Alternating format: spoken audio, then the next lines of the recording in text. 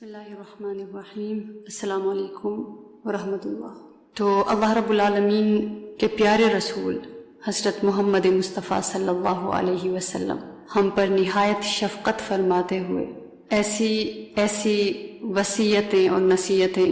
فرما گئے ہیں کہ اگر انسان صحیح معنوں میں ان کو سمجھے، عمل میں لائے تو کبھی کسی کے دروازے پر نہ جائے۔ اور ساتھ اللہ کے حبیب مصطفیٰ صلی اللہ علیہ وسلم نے ایسی خوبصورت دعائیں، یعنی دعائیں مانگنے کا جو طریقہ، اللہ کے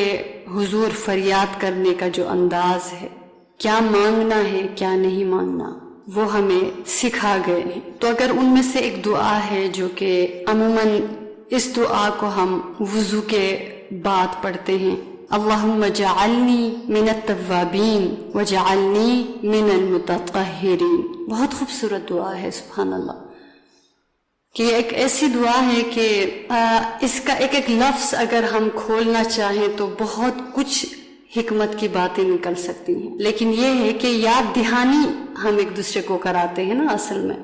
کہ کئی دفعہ ایک ایسی بات ہمیں بھول جاتی ہیں، اگرچہ وہ بات کسی لاشعور میں ہوتی ہے، لیکن کئی دفعہ وقتی طور پہ وہ بات ہمیں بھول جاتی ہے، لیکن کوئی یاد دلائے تو ہم بہت خوش ہو جاتے اور اس کے اوپر عمل کرتے ہیں۔ تو بالکل اسی طرح اگر دیکھا جائے تو الحمدللہ وضو تو ہر مسلمان کرتا ہے نماز کے لیے، تو جب وضو کرے تو اس دعا کا بھی اہتمام یقیناً آپ سب کرتے ہوں گے، لیکن یہ کہ ایک یاد دہانی کہ ایک اتنی خوبصورت دعا کہ اللہ رب العالمین کے پیارے رسول صلی اللہ علیہ وسلم کہ اس خوبصورتی سے دعا ہمیں سکھائی، ہمیں بتائی، اور وہ بھی کس عمل کے دوران، کس عمل کے بعد، کہ انسان اپنے آپ کو اللہ رب العالمین کے حضور حاضر ہونے کے لیے تیار کرتا ہے، یعنی وہ جس میں کہ بتایا گیا کہ جب انسان عبادت نماز کی حالت میں ہوتی ہے اور پھر نماز میں وہ سجدہ کرتا ہے تو وہ سب سے زیادہ اللہ کے قریب ہو جاتا ہے، اور وہ سب سے زیادہ اپنے جسم کا جو افضل حصہ ہے، اپنا چہرہ، اپنا ماتھا، وہ ٹیک دیتا ہے اللہ رب العالمین کی بندگی میں، پرستش میں، عبادت میں، غلامی میں اللہ کے حضور۔ تو اس کے لیے تیار ہونے، اس عبادت سے پہلے اس کے لیے تیاری کے دوران یہ خوبصورت دعا کا اضافہ فرمایا ہے رسول کریم صلی اللہ علیہ وسلم کہ اللہم اجعلنی من التوابین وجعلنی من المتطہرین، کہ اے اللہ مجھے بہت زیادہ توبہ کرنے والوں میں سے بنا دیجئے، اور اے اللہ مجھے بہت پاکیزہ لوگوں میں سے بنا دیجئے۔ یہ دو ٹکڑے، دو حصے ہیں، کہ ایک تو یہ کہ توبہ کرنے والے ہو، کہ عام توبہ کرنے والا، اور ایک ہے بہت توبہ کرنے والے، ایک بہت زیادہ توبہ کرنے والے۔ تو اللہ تعالیٰ کے پیارے رسول کی حکمت دیکھیے کہ فرمائے کہ میری امت کے بیٹوں اور بیٹیوں، جب توبہ کرو تو بہت زیادہ کرو، بار بار کرو، ہر بار کرو، جب تک زندگی ہے توبہ کرتے رہو۔ توابین،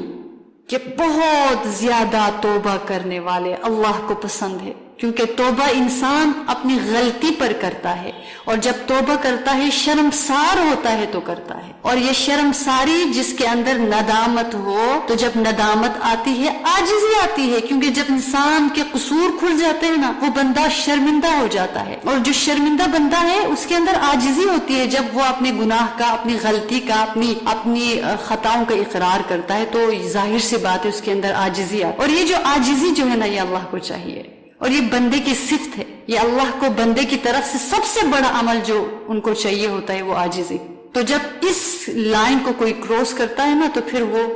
دھکے کھاتا ہے، کہ عاجزی بہت بڑی صفت ہے، اس کو اگر ہم پکڑ لیں، اپنی زندگی کا حصہ بنائیں تو پھر کیا ہی بات۔ تو عاجزی، توابین کے اندر عاجزی ہوتی ہے، اور جب عاجزی ہو تو بندہ جس کیفیت کے ساتھ توبہ کرتا ہے وہ کوئی دوسرا بندہ نہیں کر سکتا۔ توبہ کرتا ہی وہ ہے جو عاجزی والا ہو۔ تو فرمایا یا اللہ میرے امت کے لوگوں کو اللہ تعالیٰ ان کے اندر سے یہ دعا نکلے کہ کیا کہیں، یا اللہ مجھے بہت زیادہ توبہ کرنے والوں میں سے بنا دیجئے، اور پھر دوسرا ہے کہ اللہ مجھے بہت زیادہ پاکیزہ لوگوں میں سے بنا دیجئے۔ تو پاکیزگی کا تعلق ہمارے اندر سے بھی ہے، ہمارے ظاہر سے بھی ہے، دونوں پاکیزگیاں ہمیں چاہیے۔ تو اس میں بھی فرمایا کہ کیونکہ کھولیں گے تو بہت لمبی باتیں، بہت باریک باتیں آئیں گی، بس یہ کہ اللہ مجھے بہت پاکیزہ لوگوں میں سے بنا دیجئے، کہ پاکیزگی مسلسل اختیار کروں،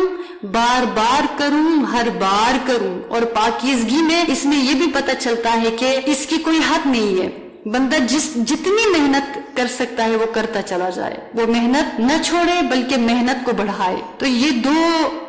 دعا کے ٹکڑے ہیں کہ توابین، متطہرین. اور یہ دو صفات بہت خوبصورت، اللہ کو پسند، اللہ کے رسول صلی اللہ علیہ وسلم کو پسند. ان کو جو بندہ اپنائے گا، ان کو جب طلب بنا کر، مقصود بنا کر اور ایک اپنی خواہش بنا کر اللہ سے مانگے گا تو وہ بہت خوش نصیب بندہ ہوگا. اور جو یہ مانگے گا، اللہ کیونکہ چاہتے ہیں کہ میرے بندے یہ مانگے، اور رسول اللہ صلی اللہ علیہ وسلم چاہتے ہیں کہ میری امت یہ مانگے، تو اس کا مطلب ہے کہ قبولیت ہے. تو یہ دعا کی اجازت مل گئی ہے. اور یہ دعا کا جو ایک طریقہ، ایک پروٹوکول سکھایا گیا کہ اس طرح سے مانگنا ہے، تو اس کا مطلب ہے ملنا بڑا ہے، تو اس لیے مانگنا بھی بہت کے ساتھ ہے. جب بہت کے ساتھ مانگیں گے نا تو اللہ تعالیٰ کی بہت رحمتیں متوجہ ہو جائیں گی. تو اس لیے وہ بھی نماز کے وضو کے دوران. اس سے یہ بھی پتہ چلتا ہے کہ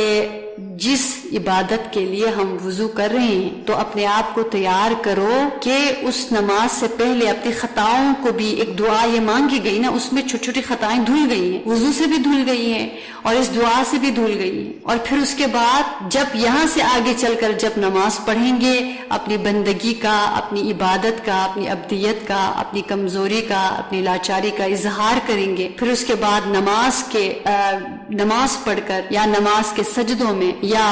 سلام سے پہلے جو دعائیں ہیں ان کو اس کیفیت کے ساتھ مانگیں گے. پھر بعد میں بھی اللہ کے حضور اپنے تمام گناہوں سے، قصوروں سے، خطاؤں سے معافی مانگیں گے. تو اس دعا کو اپنی دعاؤں کا حصہ ہم بنا لیں. رب العالمین جو ہے ہماری دعاؤں کو قبول فرمائے جو ہم مانگتے ہیں. تو اس لیے جو بہت ضروری دعائیں ہیں ان کو یاد کرنے کی ضرور ہم کوشش کریں. انشاءاللہ اللہ پاک ہمیں توفیق دیں گے، ہماری مدد فرمائیں گے انشاءاللہ. پھر بہت مزہ آتا ہے کہ کسی عمل کے دوران ان دعاؤں کا ہم اہتمام کرتے ہیں جن اعمال کے اندر یہ پڑھنے کی تلقین اور تعلیم دی گئی ہے.